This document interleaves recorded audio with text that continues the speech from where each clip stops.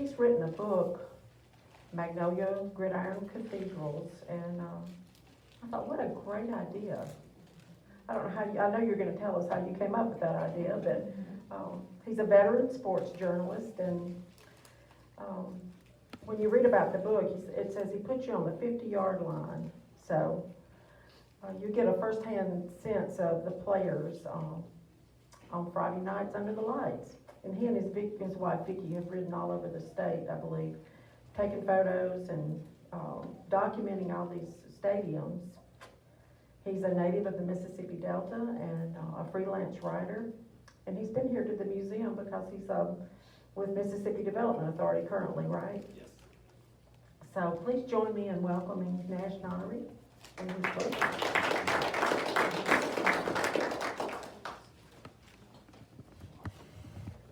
Thanks so much, Jill. I appreciate you having us here. I have to be honest, New Albany has always been one of my favorite towns in the universe. I visited here when I was a kid with my father, who was executive director of the Baptist Children's Village, and they had established a satellite home here in New Albany, and went to church at First Baptist Church that Sunday, and we looked around the town, and I said, this place is Mayberry. If I want to be anywhere, I'd want to live in New Albany. And I've had the opportunity to be here several times over the years, and in fact, I told my wife, if we ever make a move, we're coming. So find us a house, please. Like Jill said, my name's Nash Nunnery. I want to recognize a couple of people that I know are here. First, Dale Jackson, who's now a New Albany resident. Whoops, am I too close? I'm gonna fix it. Okay. Keep going. Thank you, sir. You're good. Go ahead. Dale Jackson, we grew up at the Baptist Children's Village together. And Dale, you grew up in the Independence home, correct? Jackson first, Independence second. Okay. And so glad that you came out today, buddy. Good to see you. He's one of my brothers from another mother. Also, I'd like to recognize Coach Bob Monroe, who coached came to Clinton my senior year with James Booty Sloan, who we stole from New Albany. That's a long story. Coach Monroe coached defensive backs and special teams coach, and I got the long snap and short snap for him. So glad to have you here. Great to see you, Coach. Again, I'm from the Mississippi Delta. Grew up, we moved to Clinton when I was 5 years old, and like New Albany, it's kind of a little Mayberry itself. It's no longer a little Mayberry. It's about 25,000 people. But I enjoyed growing up there. One of my interests growing up from a young age was old football fields and baseball fields. I grew up in the era of black and white television before color TV became prominent in people's homes. And I have these visions of old Yankee Stadium and Crosley Field in Cincinnati, and a lot of these, Fenway Park, of course, in Boston, which is still around. And I've just had an interest in old fields. When we moved to Clinton, Clinton played on a place called Crane Field, which doubled as both the football and the baseball field. They had a baseball diamond in one corner of it, had a short right field fence because most of the left and center field was the football field part. But it was really interesting. It kind of reminded me of Wrigley Field. And that's kind of where my interest in vintage or historic old fields came about. The book is, it's a coffee table volume. It's about, the title, part of the title, it's about 47 of the most historic and unique high school football fields in the state of Mississippi. I researched a long time, and I found that nobody in the country had done a book or anything on high school football fields in the nation. So it's the only book of its type. I've had a couple of calls, one from Arkansas and one from Alabama, that want me to come over and do theirs, their fields over there. And I would definitely consider doing that because Vicki and I had a lot of fun doing it. When it took us 8 months. It was a lot of fun. Vicki, my wife Vicki over here, she took over 1,500 photographs, of which 246 are in the book. So stand up, Vicki.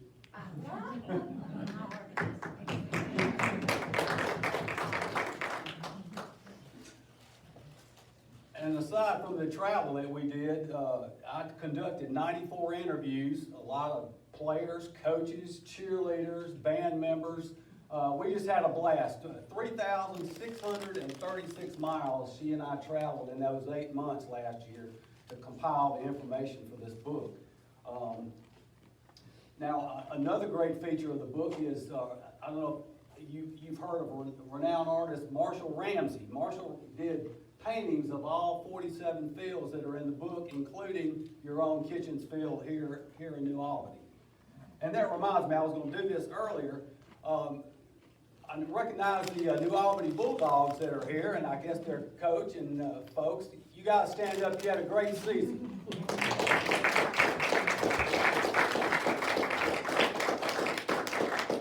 Thank you. I followed the teams of all 47 fields that I wrote about, and I pull for them every week. Of course, when you played another team that's in the book, I didn't know who to root for. I just hope everybody played a great game and got out injury-free. The idea from the book actually started during the pandemic. As many of you know, we had not much else to do but clean out drawers in our house or our attic and look at each other and watch TV. And I found this old journal that I had compiled during my senior year at Clinton. And you'll know this, Coach. You'll remember Coach Monroe will remember Judy O'Neill, who was my journalism teacher at Clinton High School. She made me sports editor of the student newspaper, and she said the best way to be a writer is to journal everything you do, whether it's your practices, your school activities, game day, game night, just journal everything. And I took her at her word, and I did. I journaled everything that I could possibly do. Anyway, I found this journal. Well, let me back up a little bit. Being the sports editor of the student newspaper at Clinton High School, I played football at Clinton. I was an offensive lineman, as Coach Monroe would probably tell you. I wasn't real bright like offensive linemen tend not to be. But anyway, I wanted to be a writer. And she said, you've got to journal everything if you want to be a writer. And so I have the claim to fame to be the only sports writer in the history of journalism that covered his own team. I mean, it's kind of weird to be in shoulder pad, in your full pads after a game and interview your own football coach for your story in the student newspaper. But that's what I did, and it was a lot of fun. But the idea, I found the senior journal. I came across it. I could not believe how detailed I was in descriptions, especially of some of the places that we played. We played, back in those days, there were no state playoffs. You played in a conference. I think maybe New Albany, with somebody can help me, Little 10 Conference or Tom Bigby? Little 10, okay. Everybody played in conferences. If you won the conferences, your conference, that was a big deal. And so back in those days, winning the conference beat everything. So I was reading this journal, and I came across, and when we go on road trips like to Brandon or Mendenhall or Pearl or McGee, I had vivid descriptions of the fields that we played on. The way the turf, the way the crown of the field or the turf, and the way the stands were real close to the field, and that's right. So anyway, I documented all those things, and I said, this is an idea for a book. I'd been a sports writer, freelance writer for over 40 years, covered high school sports for the Clarion Ledger, the Old Jackson Daily News, Clinton Courier, Clinton News, and I said, this would be a great project just to research fields all over the state because nobody had done it. So that's what I did, and so I approached a gentleman by the name of Mike Frascona. Mike's an entertainment lawyer in Jackson, and he's written probably a couple of books you've heard of. Y'all versus Us, which is about high school football rivalries in the state, and also Gridiron Gold, which is another book about high school football. And 5 minutes into our meeting, Mike just thought it was a fantastic idea. And so he said, we'll get you published, get it written, and send me a first draft after 6 months. And so it all worked out. As far as the field, like I said, we have 47 fields in the book, and I tried to be generous. I wanted to make sure every portion of the state was covered. So you'll see in the book, I've got it sectioned off into regions. We've got the Delta, we've got up here in northeast Mississippi, got central Mississippi, southwest Mississippi, and of course the Pine Belt and the Gulf Coast. So we've covered from Water Valley to Pascagoula, from Meridian to Vicksburg. We've got every corner of the state pretty much covered.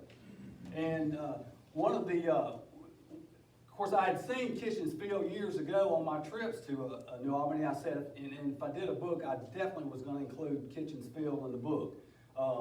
And it is such an interesting story. If you haven't heard it, I'm going to give you a little bit of it. Some of you, I know some of you have been there forever and know the complete story. But basically, Ben and Poodle Kitchens decided, the school board had decided not to, they did not vote during a bond issue to build a new football field back in the early 70s. And Ben and Poodle Kitchens thought, we've got to do something. So he got up a bunch of volunteers. So it was Ben and Poodle Kitchens, Bobby Colthart, James Criddle, and Joe Robbins Jr. were the main players. And they built Kitchens Field at no charge to the school district or the taxpayers. This was all voluntary work that they did to put into that field. And I just think that's the, out of the 47, this is the first I've heard that was built strictly by voluntary effort. And I just found that very, very fascinating. Another field in Mississippi, we have 3 fields that I came across that are over 100 years old and still in use in this state. Harpold Stadium in Philadelphia is one of the oldest. It's 103 years old and it's still being played on. Another one is 102 years old. It's at way south of Hattiesburg in a little community called Brooklyn at Forest County Agricultural High School. Henley Field there is 102 years old. Beautiful setting for a field. It's lush pastures around it. There's a pond about a pond away from it, and you'll see in the book there's beautiful pictures of that particular field. Another field that's interesting is in South Mississippi, called in Centerville, Mississippi, down in the mid-county, almost about 8 miles from the Louisiana line. At Centerville, the field has no name. The folks there call it the field. So they could never decide on a name, so they decided we're just going to call it the field, and that's what it's known as in the book, the field. Race Stadium in Meridian is another field that you might find interesting. Race Stadium seats 15,000 folks. It goes back to the 1930s. It was built by a WPA project, Works Progress Administration. They did a lot of those in the 1930s and 40s, taking federal funds and building fields. Several up here in northeast Mississippi are built in the same way. I think Pontotoc is one. I think Pontotoc and maybe Shannon. I'm not certain. But anyway, Race Stadium seats 15,000 people. And the guy there told me the story that in the 1950s, Race Stadium hosts not only high school football games, the Wildcats there, but they also host music festivals. They've had rodeos, pro wrestling, pro boxing. So it's a 15,000 seat facility, so it's a nice to have in the community. Anyway, they had a festival there in 1955, and one of the acts on the bill was a young musician. He was just starting out, and after he had performed at the festival at Race Stadium, he had to tell the promoters that he had no money. He was broke. He had traveled a long way to get there, and he had no place to stay or any money to get any food. So the promoter said, well, you can feel free to get you a bench there on the field of Race Stadium, and you can sleep under the bench for the evening. Well, come to find out, that performer happened to go by the name of Elvis Presley. Elvis Presley spent the night on the floor of Race Stadium when he didn't have a dime to his name, and I think everybody, even young folks, know the name Elvis today. And I told the current coach there, Marcus Boyles, I said, you guys need to have a sign here. Elvis slept here. But anyway, does anybody have any questions about the book or some of our travels or the stadiums that we've been to? Don't be shy. Why not 50? Why 47? Why not 50? Well, I've learned during the book business that you go by what the publisher says, and if the book gets too thick, it gets too expensive, And so 47 for our format happened to be the right number. How many fields did you play on in this book? Dale, I played on 5 of those fields. Clinton's Roy Burkett Field, Brandon's Strickland Field. Roy Burkett Field and Strickland Field and Brandon are the only 2 in the book that are no longer in use. And people ask me, why did you have 2 fields in there no longer in use? Well, number 1, it's my book, and number 2, those are 2 of my favorite fields, so they were gonna get in the book. And another question I get is, I go around the state and people say, why wasn't my high school's field in there? Well, again, I tried to have fields in there that were at least 50 years old. Kitchen's field goes back to 1975, so it was not quite 50 years old, but I was not going to leave Kitchen's field out. I wanted it in there. But most of them are at least 50 years old. As I said, some are 100 years old. Let me go back to, I mentioned 100-year-old fields. St. Aloysius High School in Vicksburg is a private school. It's a Catholic school in Vicksburg, and they play on the site. Their field goes back to 1890. That's a sport that was always been a sporting venue in that site. St. Al started playing football in 1912, and so I guess the site of that place goes back to 1890, which is really incredible when you think about it. Yes. Is that the oldest one? That as far as stands are concerned now, that would be the oldest one that has stands still standing and that sort of thing. But Was that the first time football had been played in Mississippi? you think? actually, the first game was between I think Yazoo City and Winona, if I'm not mistaken. I think the first game was played in Winona, but I looked into it. I don't think Winona plays on that site of I think they have not a newer facility than when they originally played. Anybody else? Yes. What is something unique that you found out about Kitchen's Field while you were doing your research? Oh, that's a great question.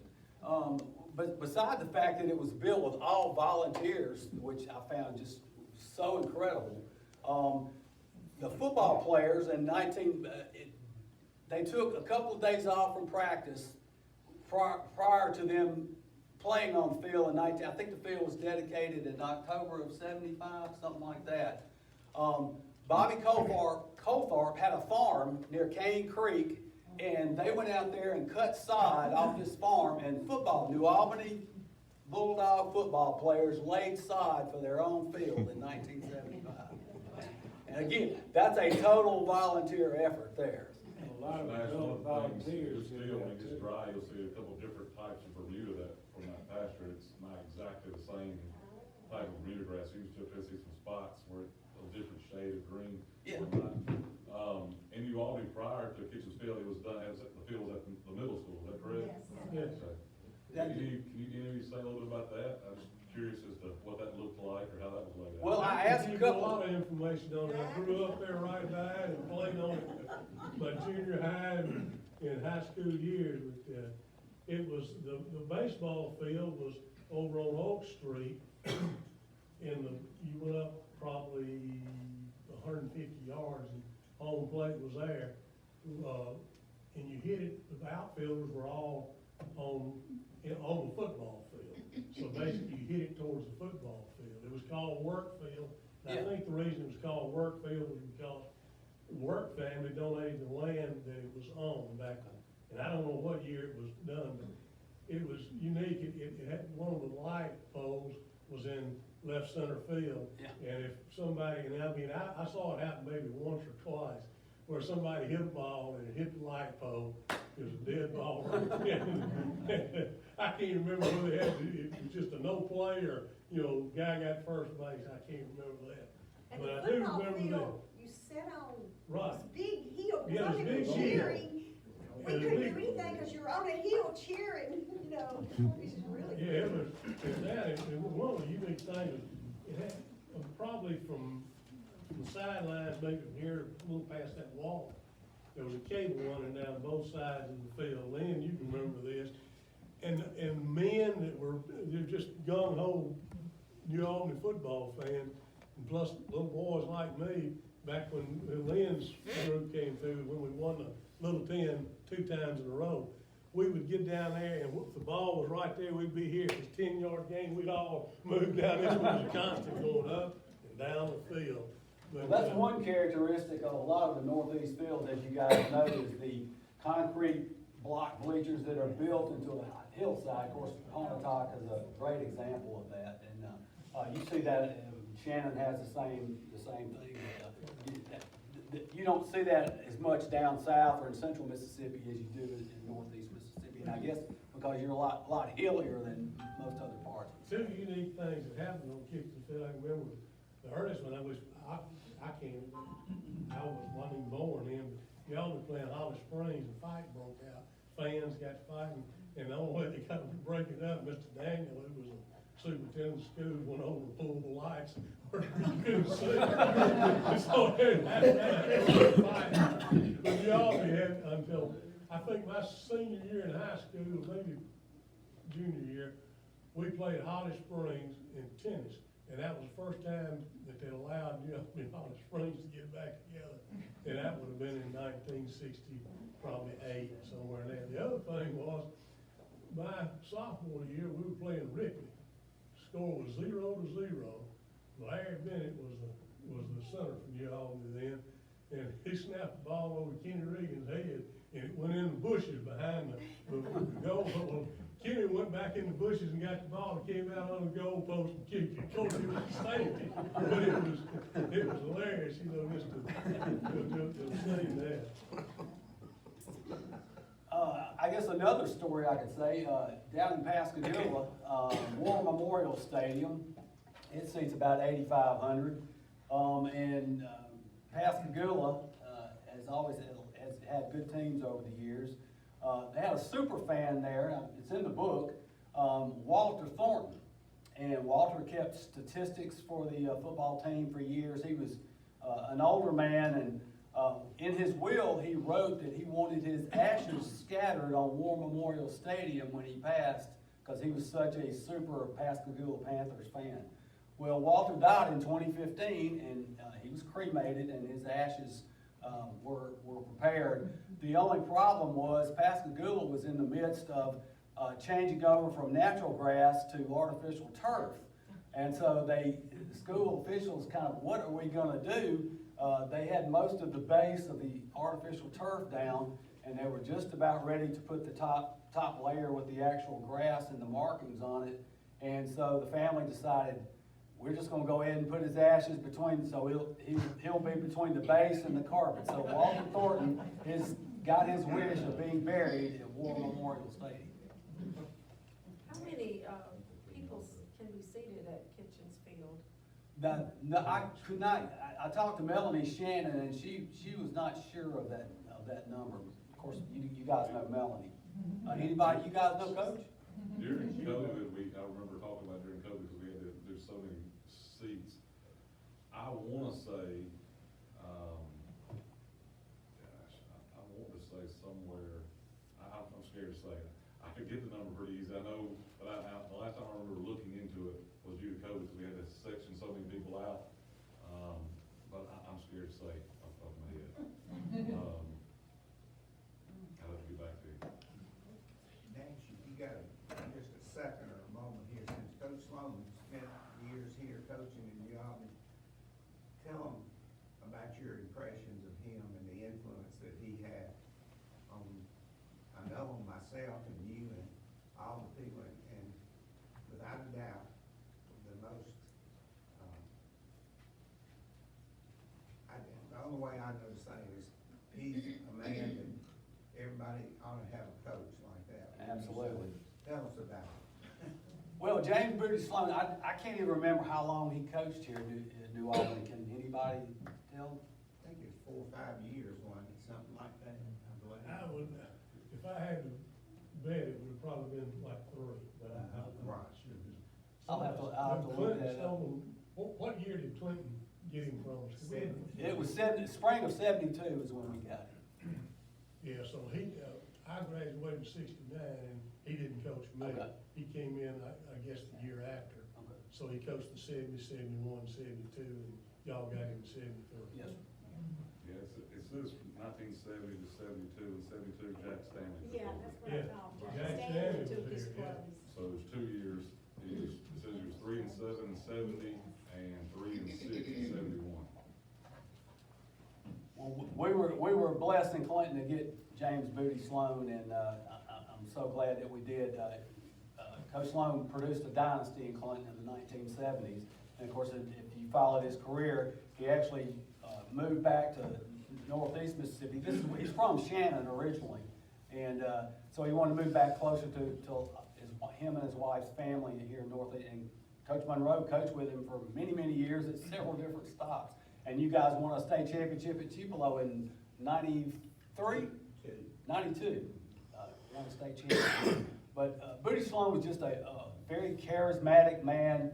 I mean, he would, you hear a lot of coaches, people talk about him and say, oh, I'd run through a brick wall through him. I'd run through 3 for Coach Sloan. I mean, that's what kind of impact he had on. And I just had him 1 year. I also played for a Mississippi Coaches Hall of Fame coach, Roy Burkett, who our football field Clinton was named for many years, Roy Burkett Field.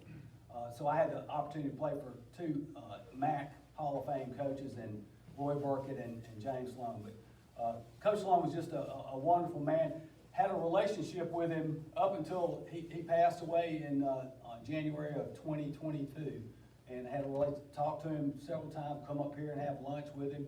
I know you players, you don't think about it now, but 20 years from now, 25 years from now, you'll be calling your coach and having relationships with them, because they're really precious, because you really develop a lot of bonds. But Coach Sloan was just a fabulous human being, in addition to being a really good, really great football coach. Anybody else? Well, look, thanks for having. Did you say something, Dale? Oh, I thought you raised your hand. Because you talked about Coach Sloan, I was just share about Coach Monroe. I graduated from Memphis, University of Memphis, in 2009. Came to New Albany right out of college, and coached here with Coach Price for 3 years. But Coach Monroe, 2 of those years, was a part of that staff. And I can't tell you how much I learned from this man sitting over here. It was a phenomenal asset to Coach Price, myself, and we're really good those years here. But just looking back through my career and coming back to New Albany kind of coming home in my career, Coach Monroe's been a special person for us, this football program, and myself personally. So I can't thank him enough for what he's done over the years for us. Well, on those lines, actually, I think Clinton, my senior year, was Coach Monroe's first year to coach. Is that not true, Coach? And I had a sobering experience riding over here a few minutes ago, when it hit me that that's been over 50 years ago. It